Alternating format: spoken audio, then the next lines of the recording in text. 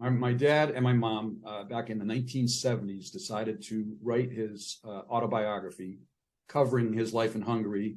And the book, Not a Real Enemy, actually covers the history of Hungary as well, from World War I all the way through the end of the Hungarian Revolution in 1956, before my dad's final escape.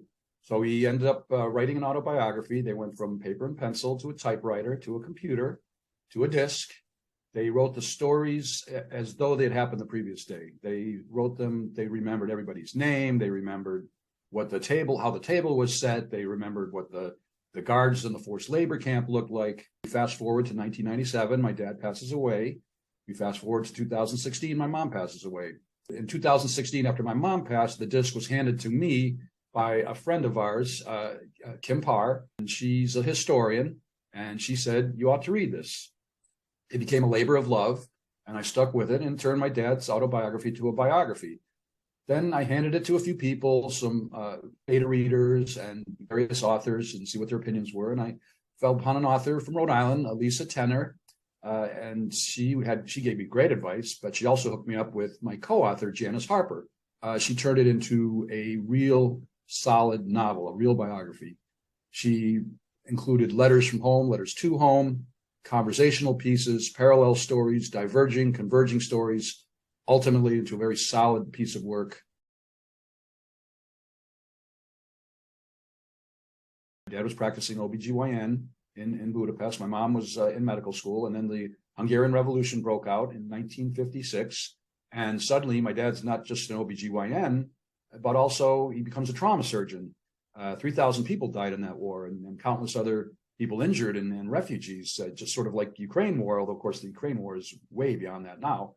But dad became a trauma surgeon, and so he had to do that, and he had to deliver babies and do his OBGYN work. So all of a sudden he had, talk about double shifts and burnout. I mean, that's a big recipe for it, but he did it. And my mom ran the blood bank actually in Budapest during that revolution. So, and when the dust settled and it was all done, and the Russians had won, and they were closing down the borders, my mom and dad said, "Enough is enough. We've lived through 2 wars and enough persecution." Eventually, they ended up coming to the United States. They ended up in New York City.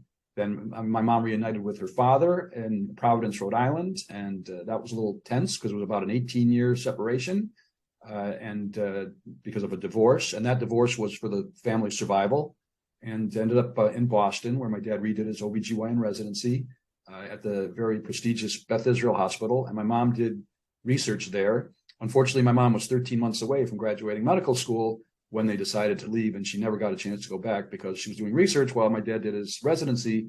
As you know, back then, especially, you were making paltry earnings as a resident. So mom had to work so they could pay the bills, and she never went back. And ultimately, he ended up in Detroit, where he delivered over 10,000 babies. He got a good job in the Detroit area, ended up in suburbia, and redemption indeed.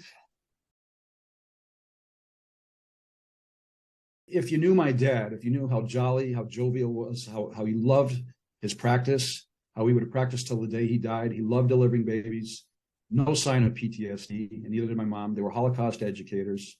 They were educators about a lot of things, history, very well-rounded people, but you would never know what they had gone through the way my dad's behavior was. And that in the end is another miracle of and most people that read the book will not have known my dad, but when they do read the book, they will know my dad, and they will know, wow, how do people like that get through the most harrowing times and live a life that's fulfilling, productive, and happy, satisfying. If 100 people read about my dad's story, I'm happy. If 1,000 people read about my dad's story, I'm happier. If 10,000 people read, even happier. It just means that the message will get spread, and more people may be converted in their way of thinking, myself included. I do want the book to be taught in the classroom to our grandkids and their grandkids, but that also starts with their parents. If mom and dad aren't teaching you about tolerance and acceptance, then you're not learning it. So prejudice starts at home, just like any other education.